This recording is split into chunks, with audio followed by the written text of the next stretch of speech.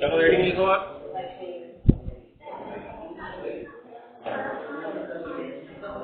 बात मत करो अब।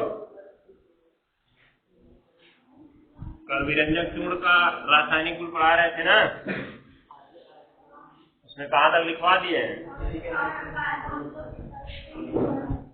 अम्ल वाला लिखवा दिए थे, ऑक्सीकारक गुण बताना है। हेडिंग लिखना है ऑक्सीकारक गुण, ऑक्सीडाइजिंग प्रॉपर्टीज। हेडिंग है ऑक्सीकारक गुण, ऑक्सीडाइजिंग प्रॉपर्टीज।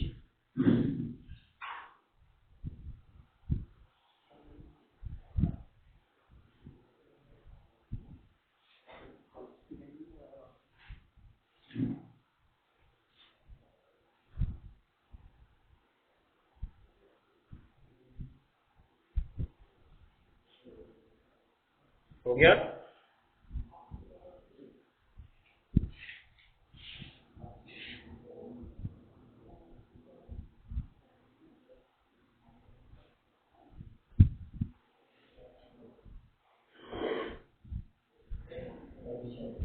अब लिखते हैं। अब देखो इसके ऑक्सीकारक गुण का क्या अर्थ होगा? ऑक्सीकारक माने ऑक्सीकरण करने वाला। तो किसका ऑक्सीकारक गुण है? CaOCl2 का, अर्थात CaOCl2 यहाँ पर ऑक्सीकरण करने वाला है। क्या है? ऑक्सीकरण करने वाला। तो अगर ये ऑक्सीकरण करने वाला है तो इसका खुद का क्या होगा? अपचयन होगा, हमने देखा था। ठीक है, अगर ये ऑक्सीकरण करने वाला है तो इसका खुद का क्या होगा? अपचयन। ऑक्सीकरण और अपचयन की प्रक्रिया हम पढ़े थे। अगर इसका खुद का अपचयन होगा तो अपचयन की परिभाषा क्या थी? वह प्रक्रिया जिसमें किसी पदार्थ से ऑक्सीजन पृथक होता है, हाइड्रोजन का योग होता है। अपचयन की परिभाषा यही थी, ऑक्सीजन पृथक होता है या हाइड्रोजन का योग होता है। तो इसमें तो कहीं हाइड्रोजन दिख नहीं रहा है, ऑक्सीजन को ही हम पृथक कर सकते हैं। तो इसका जो ऑक्सीकारक गुण है किस प्रकार से होता है? CaCl2 है, CaOCl2 तीर के बाद CaCl2 और प्लस ऑक्सीजन देता है। अब सोचो ऑक्सीजन अकेले रहता है क्या?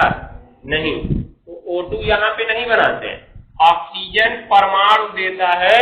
और ये परमाणु क्या करता है? ये ऑक्सीकरण करने वाला है ना, जिसका ऑक्सीकरण करना होता है उसके पास पहुंचता है और उससे जुड़ जाता है। अर्थात यहाँ पे ऑक्सीजन दो नहीं होने पाता है। कहने का मतलब जब तुमको किसी का ऑक्सीकरण कराना है तो उसमें विरंजक चूर्ण सीधे मिलाओगे ना, तो विरंजक चूर्ण मिलाएंगे तो जैसे ही ये ऑक्सीजन देगा, इस ऑक्सीजन को जिसमें मिलाए रहेंगे वो ग्रहण कर लेगा, और जो ग्रहण करेगा उसका क्या हो जाएगा? ऑक्सीकरण होगा, क्योंकि ऑक्सीकरण की प्रक्रिया में किसी पदार्थ में ऑक्सीजन का योग होता है ना, ये याद रखे रहना। तो क्या होगा यहाँ पे? इसने ऑक्सीजन दिया, मान लो इसको Na2SO3 इसका ऑक्सीकरण करना था, तो क्या करेगा? ये तुरंत इसके पास आएगा और उससे जुड़कर उसको क्या बना देगा? Na2SO4 बना देगा ना। दो प्रक्रिया हो गई, CaOCl2 से ऑक्सीजन बाहर निकला तो इसका क्या हो गया? अपचयन हो गया, और Na2SO3 में ऑक्सीजन जुड़ गया तो इसका क्या हो गया? ऑक्सीकरण। ठीक है ना। तो इस ऑक्सीकरण को किसने किया? इस ऑक्सीजन ने किया ना। इस ऑक्सीजन को किसने दिया? विरंजक चूर्ण ने दिया। इसका मतलब इसमें मुख्य कार्य किसका था? विरंजक चूर्ण का था। तो विरंजक चूर्ण ने हम कह सकते हैं कि ऑक्सीकरण किया। अगर विरंजक चूर्ण ने ऑक्सीकरण किया तो वो क्या है? ऑक्सीकारक है। तो अपनी इसी क्रिया के कारण ये ऑक्सीकारक गुण का काम करता है। ठीक है। तो क्या होता है? जब इसका ऑक्सीकारक गुण हमें दिखाना होता है तो पहले इस अभिक्रिया को लिखते हैं जिससे हमें नवजात ऑक्सीजन मिलता है।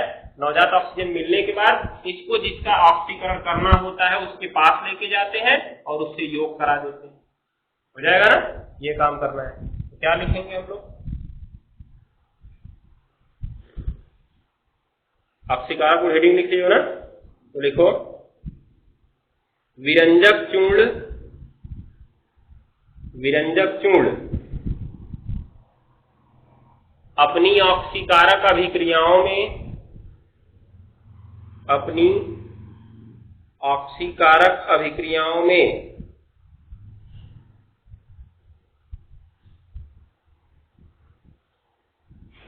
अपनी ऑक्सीकारक अभिक्रियाओं में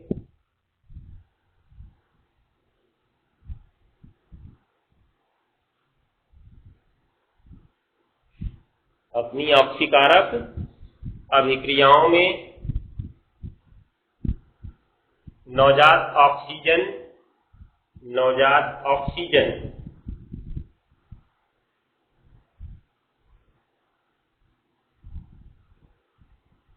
ऑक्सीजन आगे बड़े कोष्ठक में ऑक्सीजन बना लेना।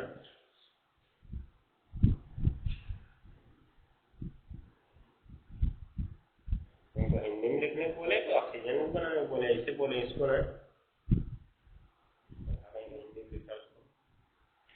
हो गया। नवजात ऑक्सीजन देता है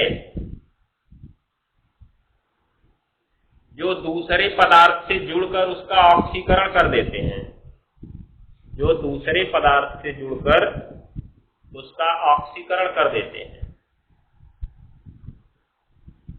जो दूसरे पदार्थ से जुड़कर उसका ऑक्सीकरण कर देते हैं।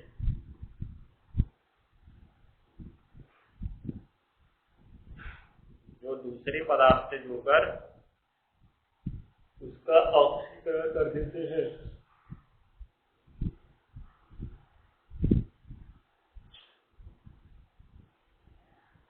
हो गया। ये चीज को ध्यान में रखना है। तो ये रासायनिक क्रिया पहली वाली लिख लो, CaOCl2 तीर के बाद CaCl2 प्लस ये नवजात ऑक्सीजन। हो गया।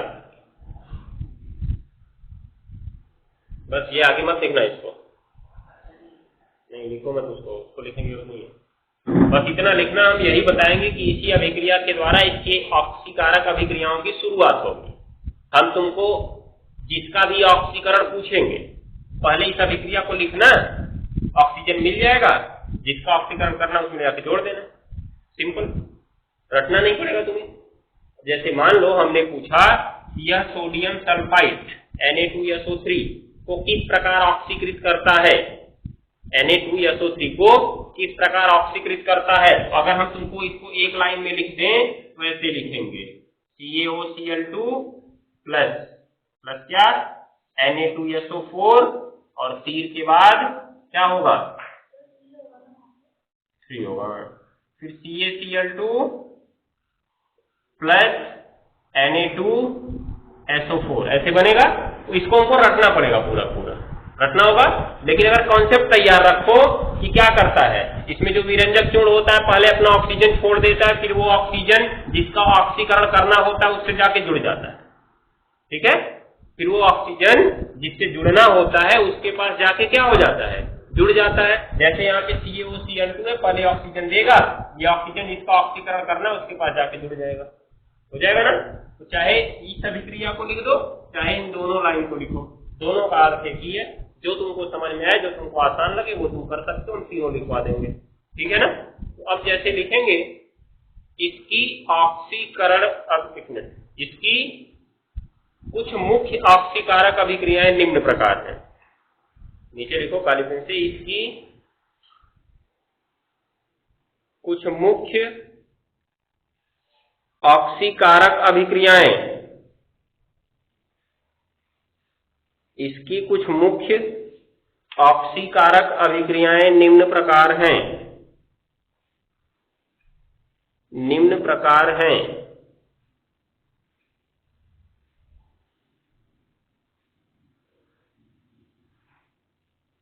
निम्न प्रकार हैं। हो गया। पहला नंबर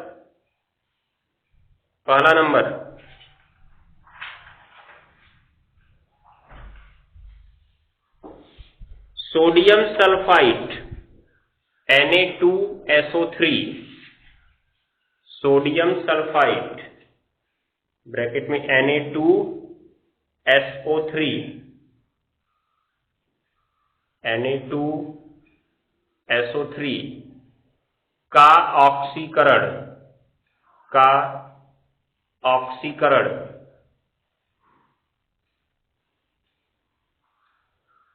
हो गया। तो इसके अंदर लिख लो डैश देके विरंजक चूर्ण, इसके अंदर डैश देके लिखना विरंजक चूर्ण Na2SO3 को Na2SO3 को Na2SO4 में ऑक्सीजन बढ़ गया ना, तो इसका मतलब उसका ऑक्सीकरण हो गया। Na2SO4 में ऑक्सीकृत कर देता है,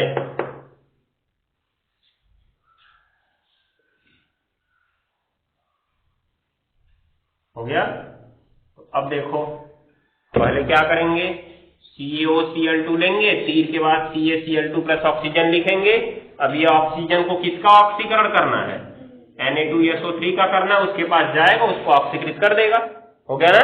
चाहो तो दोनों को जोड़ लो, और जब जोड़ेंगे तो देखो इधर भी एक ऑक्सीजन उधर भी एक ऑक्सीजन, विपरीत पक्षों में कट जाएंगे, दोनों कटेगा, बचेगा क्या, खाली CaOCl2 प्लस Na2SO4 नहीं, ये है ना, तीर के बाद CaCl2 प्लस Na2SO4।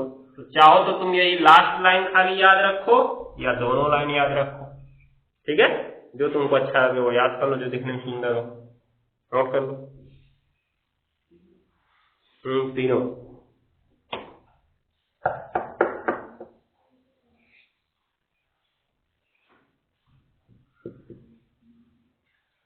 तो अब यहाँ पे तुमसे पूछा जाएगा कि क्या होता है जब विरंजक चूर्ण की क्रिया सोडियम सल्फाइड से कराते हैं, अर्थात Na2SO3 से कराते हैं।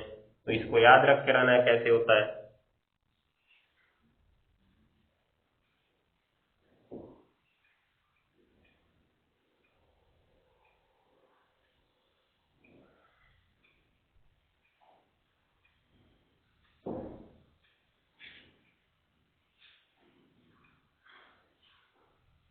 नीचे लिख लो,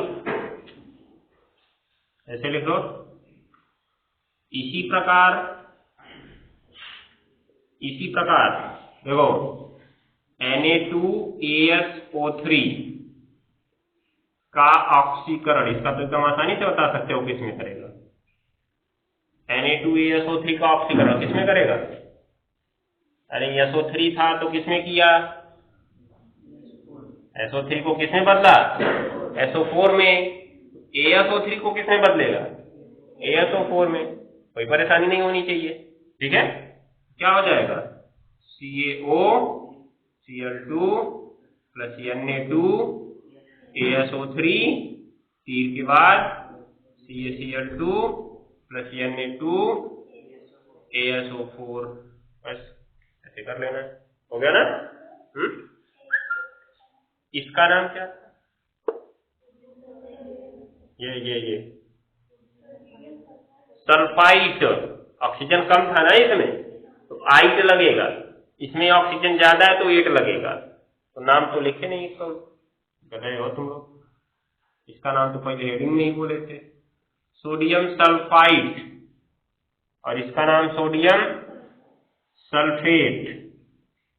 मतलब सल्फाइड को किसमें बदला, सल्फेट में। सल्फर से बना सल्फाइड तो आर्सेनिक से बनेगा,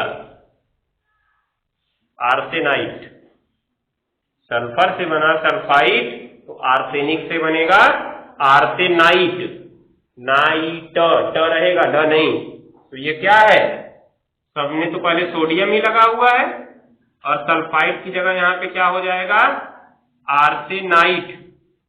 नाइट क्यों लगा, क्योंकि ऑक्सीजन कम है ना, और यहां पे क्या हो जाएगा, सोडियम आर्सेनेट, नेट लग जाएगा 8, ठीक है ना। ये नाम होगा दोनों का, उसका सोडियम आर्सेनाइट क्योंकि ऑक्सीजन कम था, इसमें ऑक्सीजन ज्यादा है इसलिए आर्सेनेट, सोडियम आर्सेनेट हो जाएगा ना। नोट कर लो इसको भी, जैसे ऊपर वाला होगा वैसे ये होगा, एक को याद रखोगे दोनों का काम हो जाएगा तुम्हारा, इसीलिए इसको इसी प्रकार करके डायरेक्ट लिखवा दिए, हेडिंग की जरूरत नहीं पड़ी हमको।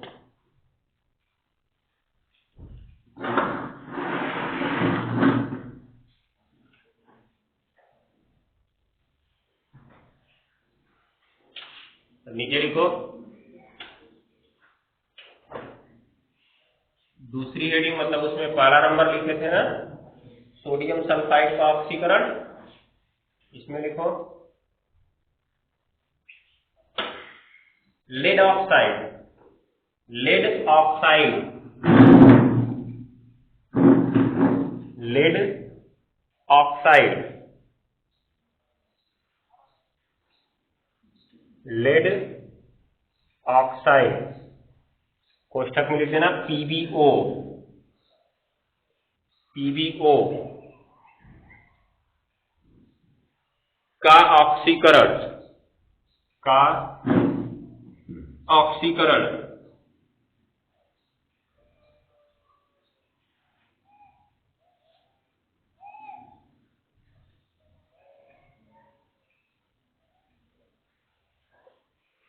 हो गया। तो इसमें लिखो विरंजक चूर्ण, विरंजक चूर्ण, विरंजक चूर्ण लेड ऑक्साइड को, विरंजक चूर्ण लेड ऑक्साइड को lead dioxide, lead oxide को lead dioxide, di,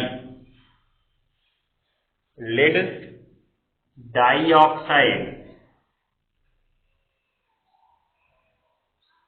lead dioxide में ऑक्सीकृत कर देता है, में ऑक्सीकृत कर देता है। हो गया, देख सकते हो यहाँ पे इसका ऑक्सीकरण करना, इस बार इसको लेड ऑक्साइड अर्थात PbO का, PbO को किसमें बदल देगा, O2 में ऑक्सीजन बढ़ जाएगा, बस कुछ हुआ ही नहीं अलग से। ये था इधर CaOCl2 दिया गया PbO से, इधर देखो ऊपर वाला तुम्हारा CaCl2 रह गया, ऑक्सीजन से ऑक्सीजन तो कट चुका, ये नीचे वाला PbO2 बच गया, बस हो गया काम। चाहे नीचे वाला याद करो चाहे दोनों को याद करो, नोट कर लो।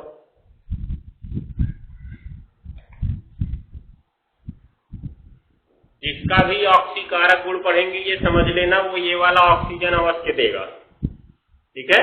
अर्थात जितने भी पदार्थ ये वाला ऑक्सीजन देते हैं वो सारे के सारे क्या होंगे, ऑक्सीकारक होंगे। जितने भी पदार्थ ये ऑक्सीजन देंगे सबके सब क्या होंगे, ऑक्सीकारक होंगे। यही O की जगह अगर H देने लगे तो उसका उल्टा क्या हो जाएंगे, अपचायक हो जाएंगे, ठीक है ना। दो ही चीजें तो होती है, एक ऑक्सीकारक एक अपचायक। तो अपचायक कब होगा, जब हाइड्रोजन देगा तब। एक और ऑक्सीकारक गुण इसका लिख लो, उस पे इंपॉर्टेंट लिखना। अगला ऑक्सीकारक गुण उस पे इंपॉर्टेंट, मतलब तीसरी हेडिंग लिखो। अब तीसरी हेडिंग अम्लीय, अम्लीय पोटेशियम आयोडाइड, अम्लीय पोटेशियम आयोडाइड Ki का सूत्र होता है, Ki, अम्लीय पोटेशियम आयोडाइड Ki,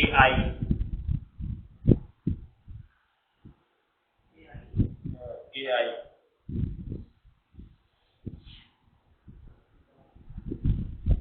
हो गया।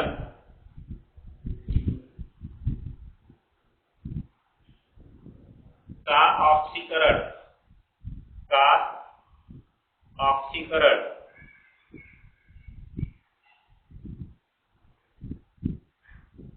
इंपॉर्टेंट लिख देना। तो लिखो विरंजक चूर्ण, विरंजक चूर्ण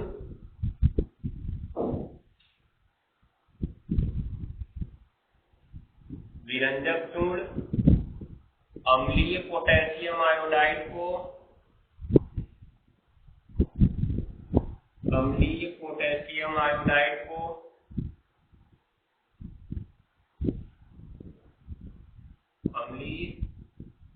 पोटेशियम आयोडाइड को, हो गया, I2 आयोडीन, I2 लिखना, कोष्ठक में लिख देना आयोडीन, अम्लीय पोटेशियम आयोडाइड को I2 ब्रैकेट में आयोडीन में ऑक्सीकृत कर देता है, में ऑक्सीकृत कर देता है। अब इसकी अभिक्रिया 3-4 पदों में होती है, इसलिए इसका ये वाला रिएक्शन नहीं बता रहे हैं, इसका सीधे योग वाला रिएक्शन बता दे रहे हैं, होगा क्या। देखो, विरंजक चूर्ण से इसका ऑक्सीकरण करवाना है और क्या नाम दिया गया इसको, अम्लीय पोटेशियम आयोडाइड। अभी हमने कल समझाया था, नाम के आगे अम्लीय या क्षारीय लगा तो उसके साथ कोई अम्ल या क्षार अवश्य रहेगा। अब इसके नाम के पहले क्या लगा, अम्लीय, तो एक अम्ल लेना पड़ेगा। क्या लेंगे अम्ल, मान लो हम ले लेते हैं HCl, हो गया ना। उसके बाद इसकी क्रिया किससे करा दें, पोटेशियम आयोडाइड से, ठीक है। तीर के बाद CaCl2 बन जाएगा, क्या बनेगा, CaCl2 और प्लस पोटेशियम आयोडाइड जो है KCl में बदलेगा और I2 बनेगा। हाइड्रोजन तथा ऑक्सीजन है तो क्या बनाएंगे, जल बनाएंगे, ठीक है। तो हमको क्या मिला, पोटेशियम आयोडाइड को किस में बदला, I2 में बदला, हो गया। अब इसको अगर इस तरह से लिखते तो क्रिया हो जाती तुम्हारी 1 2 3 पद में होती, 3 क्या 4 पद में हो जाती क्रिया तब, इसीलिए हमने उसको नहीं लिखवाया, केवल सीधे सीधे योग वाला लिख लो, रट लेना इसको। अब यहाँ पे अम्ल बदला तो उत्पाद भी बदल जाएगा, ये याद रखे रहना। यहाँ पे HCl है ना, अगर HCl की जगह कोई दूसरा अम्ल लेंगे तो आगे उत्पाद बदल जाएगा, ठीक, तो नोट कर लो इसको। वैसे तुमसे ये नहीं पूछेगा कि कौन सा अम्ल हम लें, वो केवल पूछेगा अम्लीय पोटेशियम आयोडाइड। तो ये पूरा मिला के क्या है, अम्लीय पोटेशियम आयोडाइड। वो तुमसे कोई अम्ल दे के नहीं पूछेगा, तुमको अपने आप से कोई अम्ल लगाना है, तुम बस यही लगाओ, ठीक है ना। इधर उधर ज्यादा करने की जरूरत नहीं है।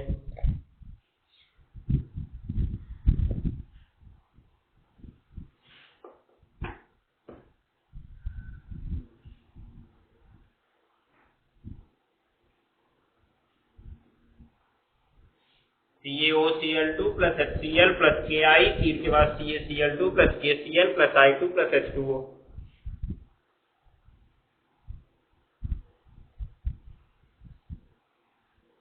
हो गया।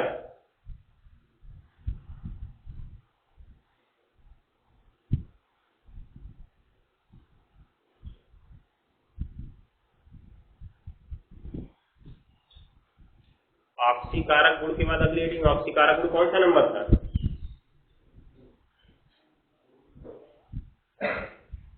6वां नंबर था, तो 7वां नंबर लिखो इसको, अब 7वां और 8वां नंबर लिखो, जो रहा उसके आगे वाला नंबर लिखो। CaOCl2 का विरंजक गुण, CaOCl2 का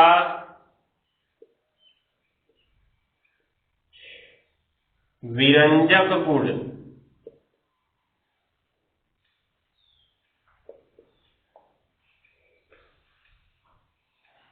हो गया। ये भी इंपॉर्टेंट है, क्यों, क्योंकि इसी के गुण के कारण ही इसका नाम विरंजक चूर्ण पड़ा हुआ है। हाँ, आप ब्लीचिंग क्वालिफिकेशन वही हो, या ब्लीचिंग प्रॉपर्टी कर सकते हो, ठीक है।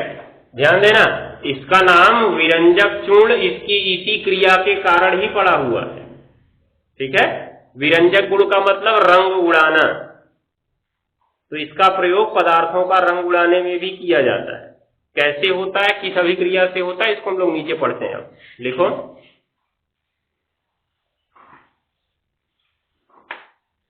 विरंजक चूर्ण विरंजक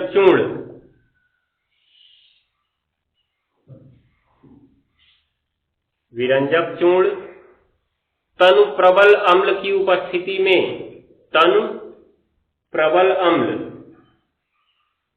की उपस्थिति में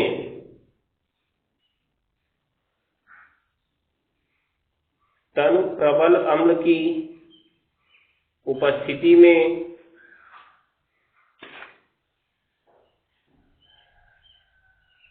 तनु प्रबल अम्ल की उपस्थिति में हो गया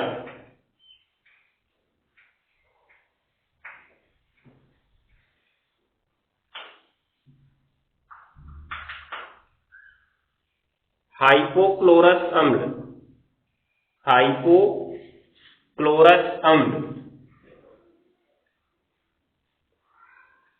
हाइपोक्लोरस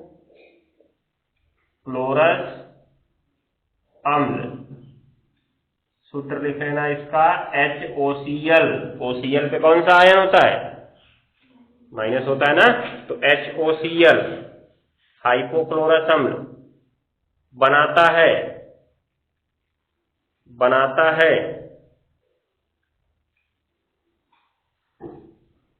जो अपघटित होकर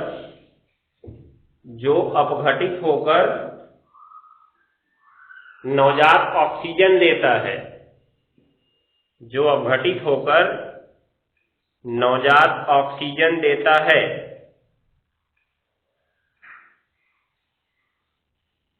हो गया? जो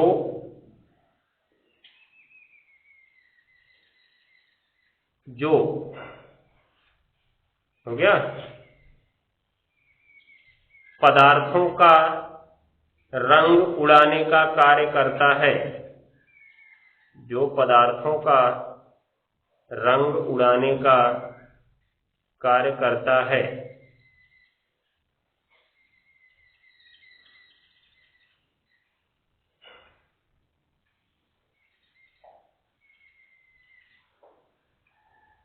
हो गया? तो अब देखो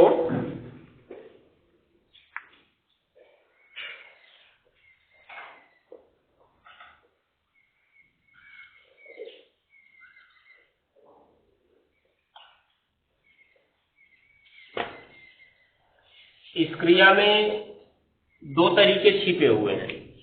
कल हमने क्या पढ़ा था? कल हम लोग पढ़े थे ना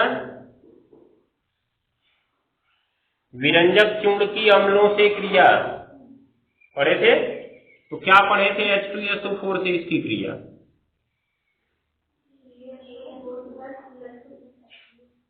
CaSO4 + Cl2 + H2O, ठीक है ना। तो ये Cl2 जो बना है इस नमी अर्थात जल की उपस्थिति में क्रिया कर लेता है और HCl बना देता है और नवजात ऑक्सीजन छोड़ देता है, ठीक है। और ये नवजात ऑक्सीजन जाके रंगीन पदार्थों को रंगहीन कर देता है, ठीक। अर्थात हमको किसका विरंजन करना है? जिसका कोई रंग है उसी का तो विरंजन करेंगे। तो रंगीन पदार्थों का हम विरंजन करते हैं। विरंजन मतलब रंग उड़ाना। जैसे ये पदार्थ है, इस पे विरंजक चूर्ण नमी किए थोड़ा सा अम्ल मिला के लगा दिया जाए तो इसका रंग क्या हो जाएगा? उड़ जाएगा, ठीक है। ये ध्यान दिए रहना। तो क्या होगा? ये रंगीन पदार्थ है। अब रंगीन पदार्थ के पास ये क्या जाएगा? नवजात ऑक्सीजन जाएगा, उसका ऑक्सीकरण कर देगा। ऑक्सीकरण करने के बाद इसका रंग उड़ जाता है और ये किस रूप में आ जाता है? रंगहीन पदार्थ के रूप में आ जाता है, डिस्कलरिंग के रूप में हो जाएगा, ठीक है। अब क्या हुआ यहाँ पे? ये तो हमारा पहला कॉन्सेप्ट हो गया जो कि हम लोग कल के रिएक्शन से समझ लिए, ठीक है। लेकिन आज की तरह से अभिक्रिया क्या कहना चाहता है?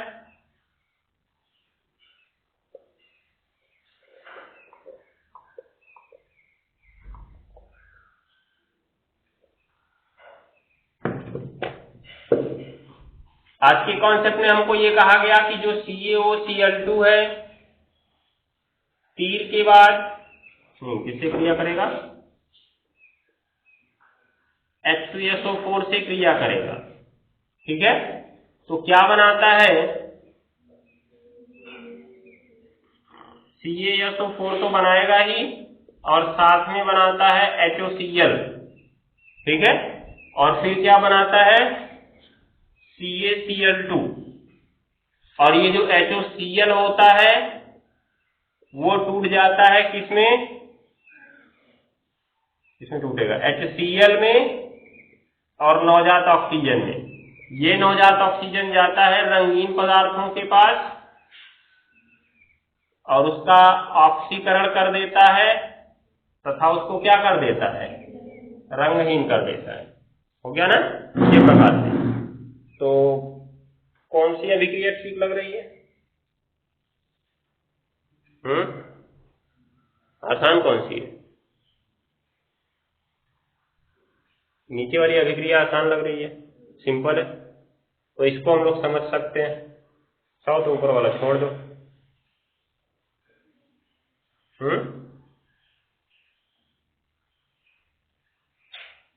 ये तो कॉन्सेप्ट ऊपर वाला लिख लिया ना हम लोग।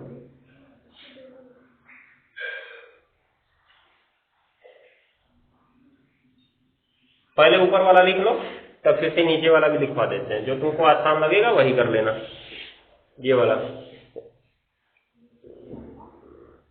हाँ ये अभी देखो एक फायदा तुमको करवा देते हैं, आसान हो जाएगा। यहाँ पे अम्ल से क्रिया करानी है ना, प्रबल अम्ल से।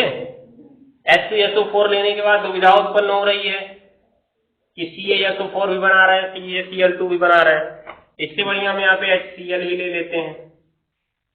क्या ले लेते हैं? HCl। अब तो Cl से क्रिया करेगा तो CaCl2 ही बनाएगा, चाहे एक बार बनाओ चाहे दो बार बनाओ, कुल मिला के क्या बनाएगा, CaCl2 बनाएगा और प्लस क्या बन जाएगा, HOCl। ये तो और आसानी से कॉन्सेप्ट समझ गए, क्यों?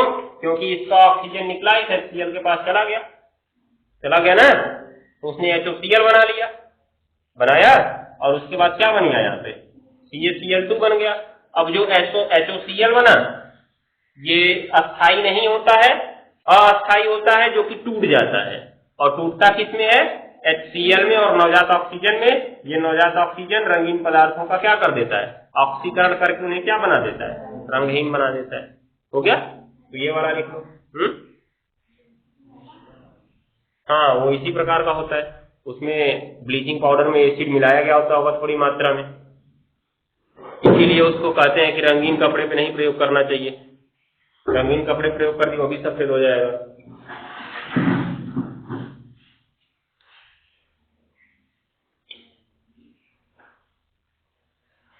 अब एक फायदा वाला काम है, अगर आला नहीं खरीद तो विरंजक चूर्ण खरीद ले आओ, और बैटरी लगभग सबके यहाँ होगी, इसलिए बैटरी का पानी सबके यहाँ होगा, तो बैटरी का पानी थोड़ा सा निकाल लो, उसमें मिला दो, उस पर कपड़े डाल दो, उसको कपड़ा सफेद हो जाएगा। ठीक है, रंगीन कपड़े डाले तो भी सफेद हो जाएगा, सफेद कपड़े पे डाले तो उस पर गंदगी लगी थी वो साफ हो जाएगी।